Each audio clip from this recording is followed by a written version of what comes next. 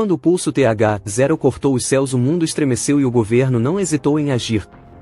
6 crianças, transformadas pelo contato com algo além da compreensão humana, foram capturadas, presas, estudadas como aberrações. Entre as sombras desse projeto secreto, uma cientista ousou romper o ciclo de silêncio e submissão. Movida por compaixão e convicção, libertou as crianças de um destino cruel, ao lado de um grupo que ainda acreditava na humanidade. Elas não desapareceram. Elas foram salvas. E agora, retornam, não como vítimas, mas como pontes vivas para uma nova linguagem entre os mundos. As Crianças do Vão é uma distopia onde o poder tenta calar o mistério, mas a luz, mesmo proibida, encontra brechas. Você está pronto para ouvir o que a ciência tentou silenciar?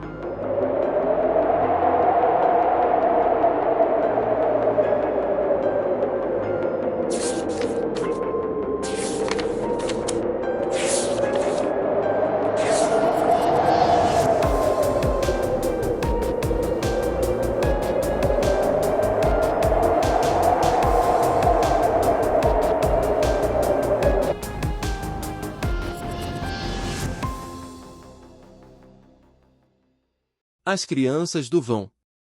Marli DHF. Há 10 anos, a doutora Célia Grant investigava pulsos eletromagnéticos.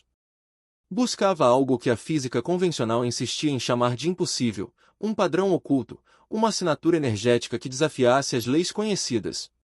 E então, naquela madrugada fria de 2035, o impossível aconteceu. O relógio marcava 3h33 quando o primeiro pulso de TH-0 foi emitido no laboratório KIT 7, 3 andares abaixo do solo, no campus da Universidade Estadual de Iowa. Não havia alarmes, nem sirenes, apenas um sutil tremor no ar, como se o próprio espaço tivesse suspendido a respiração por um instante. Célia estava lá, como sempre esteve, entre monitores que cintilavam em tons de azul e verde. Seus dedos pairaram sobre o teclado, congelados no meio de um comando, quando os gráficos de onda se distorceram de repente. Isso não deveria estar acontecendo. O TH-0 era apenas um protótipo, um experimento teórico sobre modulação de campos magnéticos para telecomunicações seguras. Mas os números na tela não mentiam, o pulso havia se auto-amplificado, ultrapassando todos os parâmetros previstos.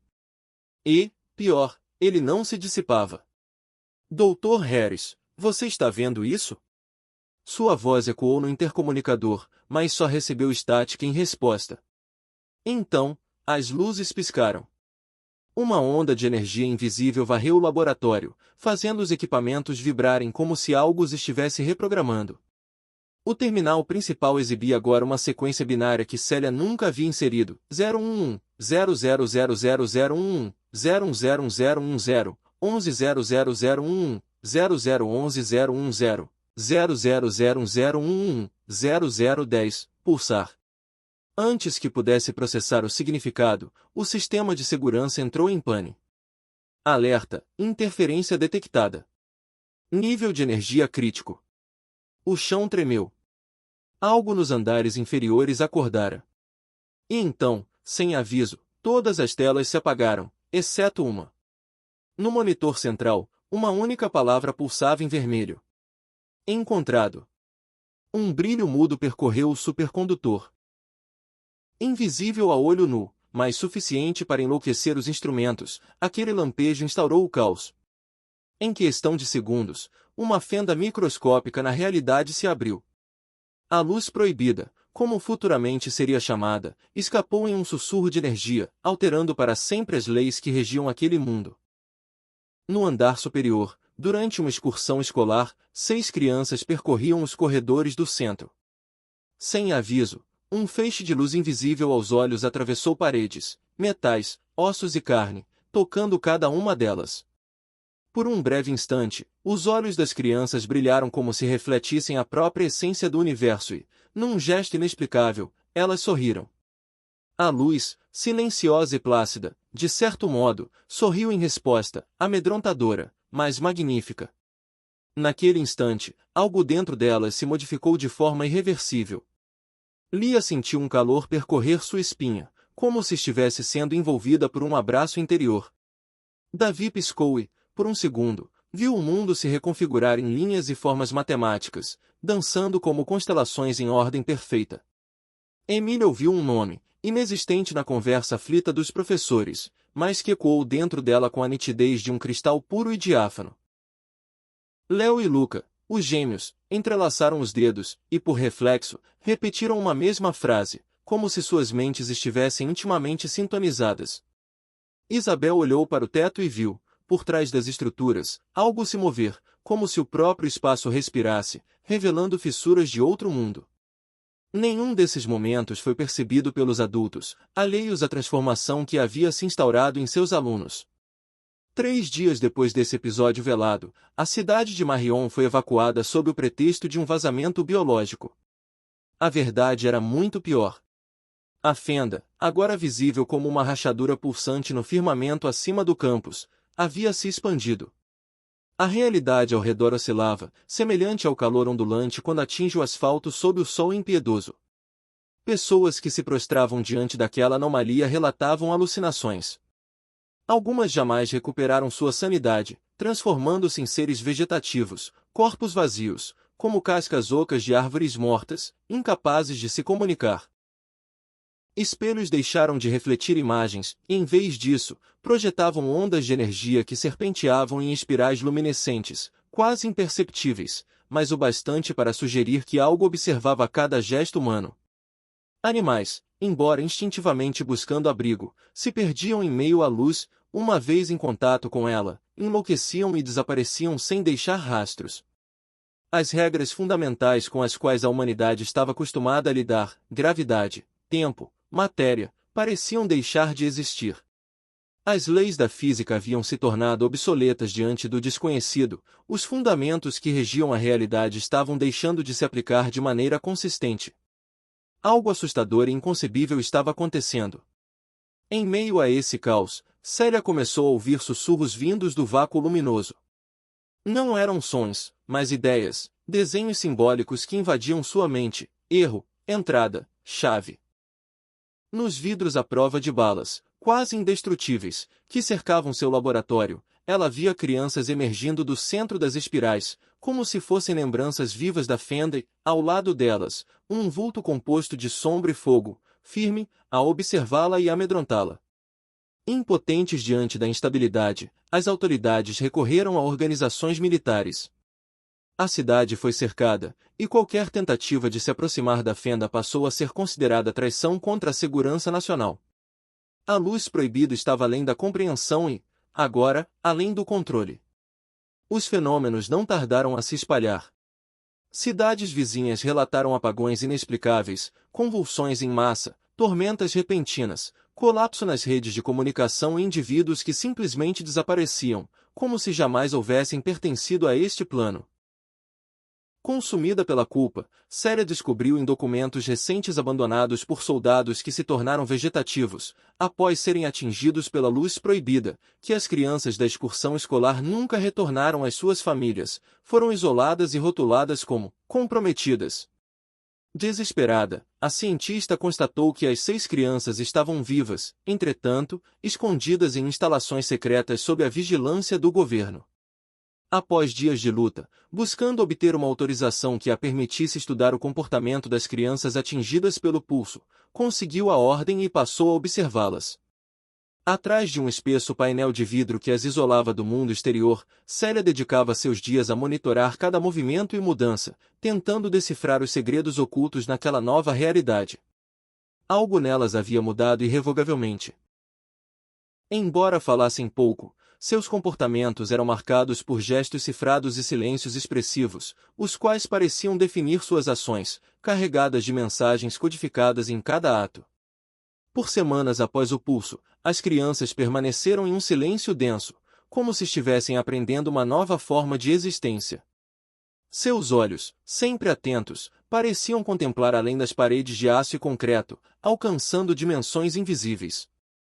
A estrutura construída para conter e ocultar abaixo do solo os grandes segredos governamentais, não as limitava.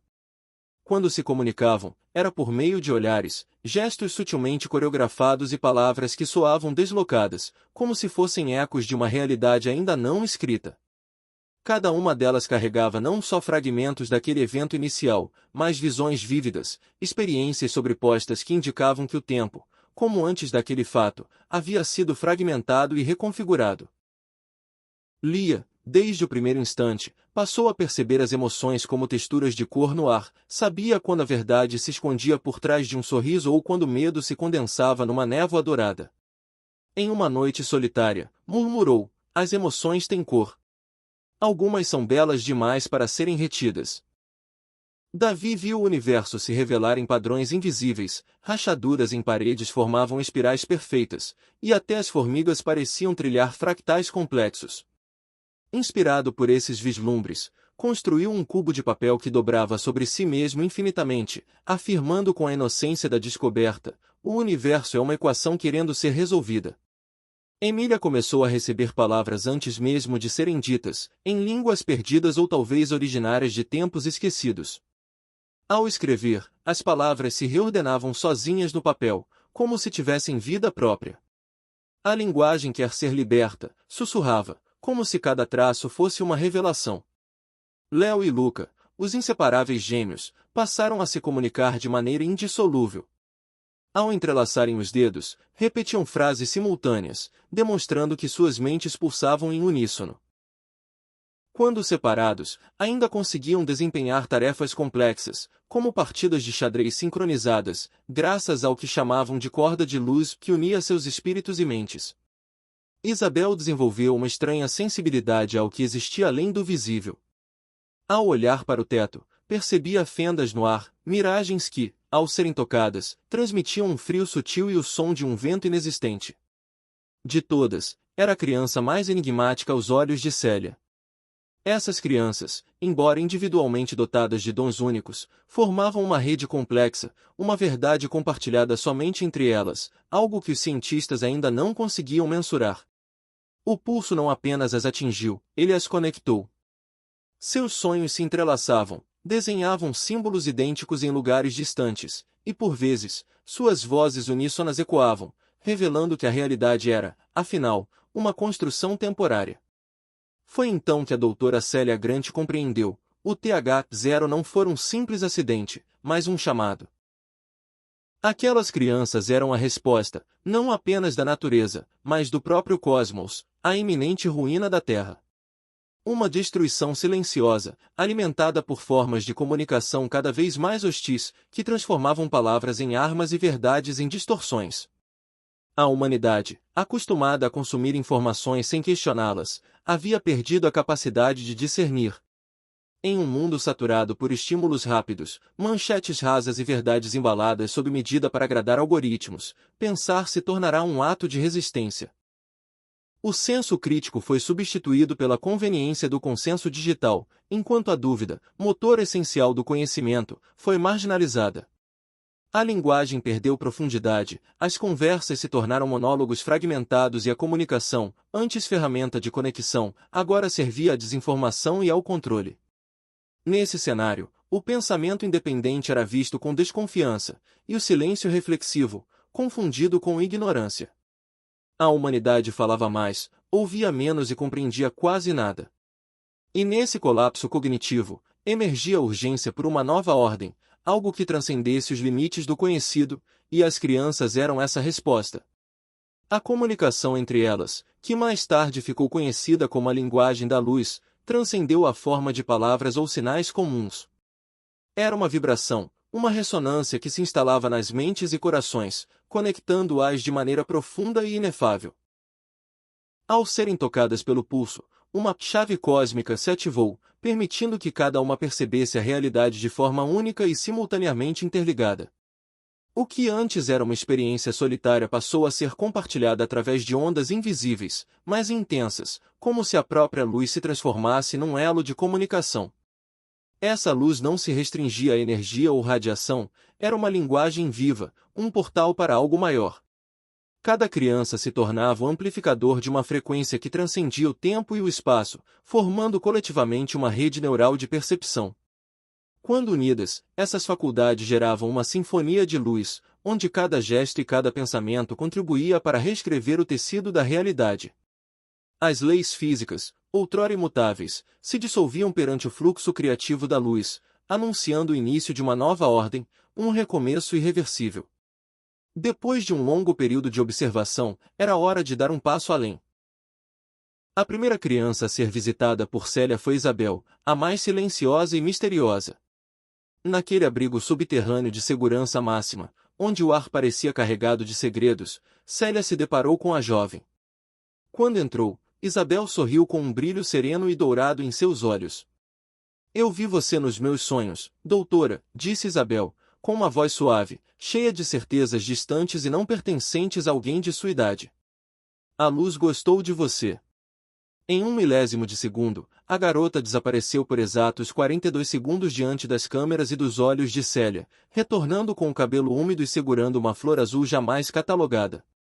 Lá era silencioso e vivo, declarou, como se tivesse visitado outro mundo, e a entregou a Célia, como se fosse um artefato precioso. Os olhos de Isabel cintilavam como se guardassem fragmentos do cosmos, e faziam os aparelhos eletrônicos posicionados na sala de observação oscilarem, como se tivessem recebido um comando sutil. A menina, em estado de transe, com seus olhos intensamente cintilantes, deixava escapar por sua íris reflexos de cores e formas que desafiavam toda a lógica, erguia as mãos, gesticulando no ar como se moldasse uma escultura feita de luz e sombra, enquanto sussurrava termos enigmáticos, exibindo visões sobre estruturas que a cientista jamais imaginara, a sala do limiar, a ponte do vão, o coração do vazio. Quando Célia tocou a mão de Isabel para segurar a flor oferecida, a realidade se partiu momentaneamente como um vidro estilhaçado, mas não sem que antes a cientista observasse um tipo de comunicação impensável. Ela adentrou os pensamentos de Isabel, e sentiu quando a menina invadiu os dela, não foram necessárias palavras. Em segundos, após o toque naquela flor, os céus se desintegraram em uma escuridão que não representava a mera ausência de luz, mas seu oposto. No vórtice daquela visão, Célia enxergou, ao centro, o brilho intenso de todas as crianças, unidas em um destino misterioso. Isabel, de algum modo, era a chave. Mas a pergunta persistia: o que ela poderia abrir? Célia rompeu com o governo quando percebeu que as crianças seriam transformadas em armas. O Estado via nelas apenas potencial bélico, não vidas.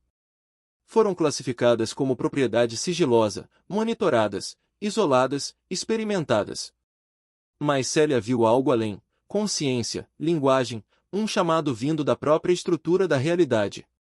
Em um ato que muitos chamaram de traição, e ela, de salvação, uniu-se a um pequeno grupo de cientistas de dentro daquele bunker, que também não corroborava com a ideia do governo, entre eles, os renomados Dr. Elias Vance e Maya Kovac, e arquitetou a fuga. Retiraram as crianças das instalações subterrâneas, longe dos olhos do sistema, tornando-se, desde então, fugitivos. Nos 2 anos seguintes, entre perseguições, emboscadas e refúgios temporários, ela conseguiu reunir as 6, cujos dons se manifestavam de formas extraordinárias: comunicação com entes invisíveis, manipulação de matéria, saltos temporais. Juntas, elas não eram aberrações, eram um código. Uma linguagem viva que transcendia as leis conhecidas. A luz não as corrompeu, ela as escolheu. E por meio delas, talvez, a enigmática fenda pudesse ser, enfim, compreendida. Cada gesto, cada olhar, cada pensamento delas formava parte de uma equação viva que conectava realidades. A física se desfez em algo mais fluido e ameno, e a ciência revelava a magia do cosmos. Com o apoio de uma célula clandestina dedicada ao estudo da luz proibida, os descendentes do pulso, uma aliança improvável entre cientistas dissidentes e místicos visionários, a doutora Célia Grant construiu um aparato híbrido, cerimonial e tecnológico, no coração da antiga zona proibida de Marion. A preparação para que as crianças não fossem capturadas pelos agentes do governo que já se aproximavam novamente de seu esconderijo culminaria na noite em que anomalias de origem desconhecida sobrecarregariam os cristais recolhidos pelas próprias crianças em zonas incógnitas, causando uma distorção no contínuo espaço-tempo, como se algo além da compreensão humana estivesse tentando rasgar o véu da realidade por dentro. Um vasto círculo foi traçado no solo, composto por cristais de origem não terrestre, símbolos matemáticos gravados em carvões rúnicos, como se fossem circuitos vibracionais. No dia marcado pelas próprias crianças, o céu perdeu toda a cor. Um silêncio antinatural se abateu sobre a terra, e a fenda rugiu como um trovão sem fim. Criaturas translúcidas cruzaram as brechas da realidade, enquanto o tempo se dobrava em espirais que beiravam a loucura. As crianças se posicionaram no círculo, uniram as mãos e seus olhos se tornaram de um branco quase luminoso. De seus lábios, uma única voz emergiu, uma língua feita de luz, em que cada sílaba vibrava como uma equação viva e cada nota reconstruía a própria essência da realidade. E então, o sentinela surgiu. Aquele vulto em chamas que atormentava os sonhos de Célia brotou diante deles. Uma entidade colossal, com olhos que ardiam como buracos negros, emergiu do crepúsculo flamejante. Porém, em vez de impor terror, como imaginou a cientista, o sentinela ajoelhou-se diante das crianças, integrando-se ao cântico como se fosse um mestre. Num instante de explosão branca e silenciosa, tudo se fez. As crianças desapareceram. A fenda se fechou e, por fim, o céu se cobriu de paz. O mundo sobreviveu, mas jamais seria o mesmo. Algumas regiões ainda ostentavam distorções. Espelhos recusavam-se a refletir imagens familiares, e muitos enlouqueciam na tentativa de decifrar a linguagem da luz, pois agora, parecia a única forma de comunicação, tendo em vista os distúrbios neurais irreversíveis, causados na maioria da população mundial, pelo acidente fatídico. Mas o pior havia sido evitado. Devastada pela ausência das crianças que ela tratava como seus próprios filhos e perseguida pelos grupos poderosos que almejavam dominar os segredos da luz proibida, Célia refugiou-se numa cabana isolada, escondida nos arredores de um lago congelado. Anos se passaram entre memórias e relatórios. Para alguns dos sobreviventes que compunham os descendentes do Pulso, sua ex-mestra era simplesmente louca, para outros, ela se tornará uma profetisa do impossível. Enquanto Célia se perdia em sua existência solitária, o grupo de cientistas, outrora unidos pela busca por respostas, experimentou destinos tão múltiplos quanto os próprios segredos da luz. Alguns membros, forçados a abandonar tudo e fugir, após a intensificação das perseguições, mergulharam nas sombras do submundo científico, reagrupando-se em células dispersas e clandestinas. Esses cientistas vivos espalharam seus conhecimentos por recantos esquecidos, arquivos em servidores ocultos, cadernos rabiscados em idiomas quase indecifráveis e encontros secretos em laboratórios abandonados, sempre temerosos de que cada palavra pudesse ser a arma nas mãos erradas. Outros, incapazes de se adaptar à nova ordem imposta por regimes sedentos por poder, simplesmente desapareceram. Muitos se refugiaram em comunidades remotas, longe dos olhares inquisitivos dos poderosos, dedicando seus dias a estudar os vestígios enigmáticos deixados pelo pulso de TH0 e pela luz que alterara a essência da realidade. Alguns desses exilados transformaram seu conhecimento em mitos, suas histórias sussurradas em convenções de laboratórios rebeldes e em redes clandestinas de cientistas que ainda sonhavam com a redescoberta da liberdade do pensamento. Há quem diga que, em noite sem luar, relíquias cintilantes deixadas pelas crianças ao serem levadas, ainda podiam ser encontradas flutuando por entre os restos de antigas instalações científicas, como se o conhecimento proibido persistisse em forma de luz fantasmagórica. Outros afirmam que os fragmentos dos relatórios perdidos, escritos com a tinta da verdade e da esperança, aguardam um momento em que, novamente, a humanidade se abrirá para compreender o imenso poder da luz, não para dominar, mas para iluminar. Célia, então, tornou-se um símbolo de resistência e sabedoria. Mesmo isolada, sua voz se fazia ouvir através dos ecos dispersos do conhecimento, lembrando a todos que a verdadeira descoberta jamais pertence a um único grupo ou regime.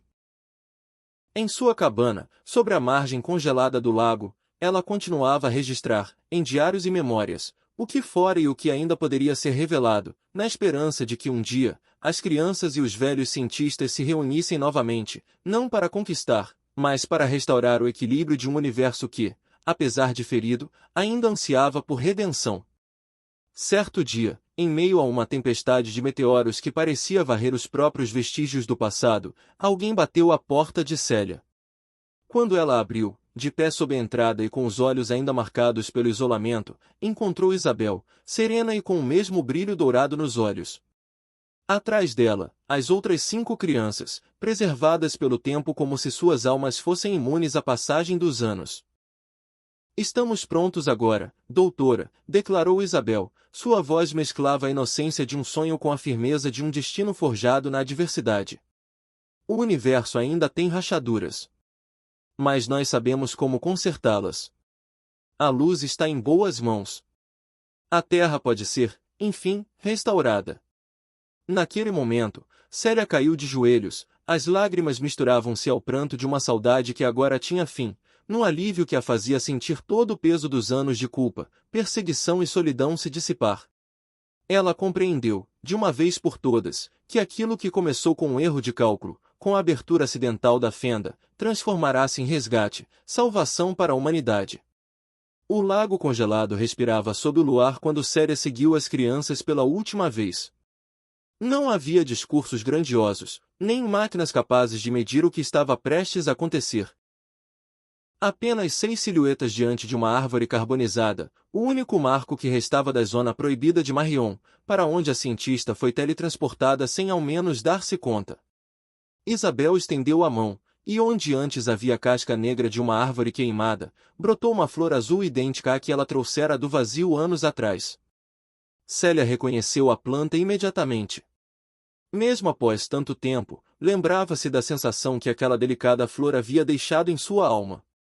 As pétalas que, agora ante seus olhos e sentidos, mudavam de cor em zonas de instabilidade dimensional, a ligavam mentalmente a uma linguagem extrasensorial e o pólen que desenhava mapas de mundos paralelos, era algo impensável, mesmo aos maiores cientistas e estudiosos do planeta. Aquela flor era mais que um símbolo, era uma semente de outro universo, um arquivo vivo que guardava segredos além da compreensão humana, a chave para uma comunicação sem enganos. A flor era, na verdade, uma ponte, uma transição entre o que a ciência ainda não poderia explicar e as verdades que a humanidade precisaria entender para sobreviver. Ela estava se sintonizando com uma consciência cósmica, acessando uma memória ancestral que unia todos os seres em uma única vibração. Está na hora de fechar o círculo, disse Davi, traçando equações no ar que permaneciam visíveis como fios de luz. Célia sentiu o peso do medo e da culpa se dissolverem. Aquelas não eram mais as crianças que ela encontrara atrás de vidros à prova de balas.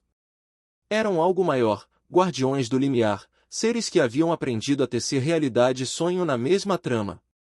Léo e Luca entrelaçaram os dedos, e pela primeira vez, Célia ouviu a corda luminosa que os unia, um som como estrelas colidindo em harmonia. Emília murmurou uma palavra em língua não conhecida, e o chão sob seus pés tornou-se translúcido, revelando infinitas camadas de mundos sobrepostos. Você vem conosco? Perguntou Isabel, com seus olhos refletindo galáxias inteiras. Célia olhou para trás, viu em meio a um vórtice de energia, a cabana onde passará anos escondida e nela os diários cheios de teorias que a ciência jamais aceitaria. Entre aquelas páginas, havia anotações sobre as crianças, os cientistas dissidentes que, como ela, desafiaram o controle militar sobre a luz proibida. Alguns, como o Dr. Elias Vance, curavam doenças impossíveis em desertos distantes, outros, como Maya Kovac, haviam se tornado fantasmas digitais, espalhando conhecimento proibido em códigos indecifráveis. Ela esperava que, onde quer que estivessem, soubessem que a luta deles não foi em vão. Então olhou para a frente, onde o ar se rasgava em uma espiral dourada. Sim, respondeu, tomando a mão da menina. O sentinela aguardava do outro lado, não como um monstro, mas como um arquiteto. Seu corpo de sombra e fogo envolveu o grupo, e por um instante, Célia viu tudo, Marion reconstruída, suas ruas agora preenchidas por cristais que cantavam. Pessoas que haviam enlouquecido pela luz, acordando com olhos sábios e tranquilos. Espelhos que refletiam não rostos, mas possibilidades. No centro disso tudo, as 6 crianças, não mais crianças, trabalhando como afinadores de universos, reparando rachaduras que nem mesmo Célia havia percebido. Ela finalmente entenderá a verdade sobre o sentinela, ele não era um invasor, mas um sobrevivente de uma civilização extinta que se transformará em luz para escapar da destruição, a mesma que rondava a Terra. Suas chamas eram memórias de universos colapsados, e seu propósito era ensinar, não destruir. Quando a visão se dissipou, ela estava de volta à beira do lago. Sozinha. No céu noturno, uma nova constelação brilhava, 7 pontos formando uma espiral perfeita. E em seu bolso, uma flor azul que não murchava.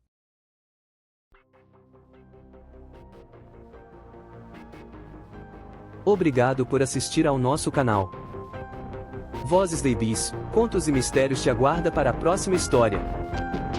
E não se esqueça, o link para adquirir os livros da Ibis está na descrição do nosso canal.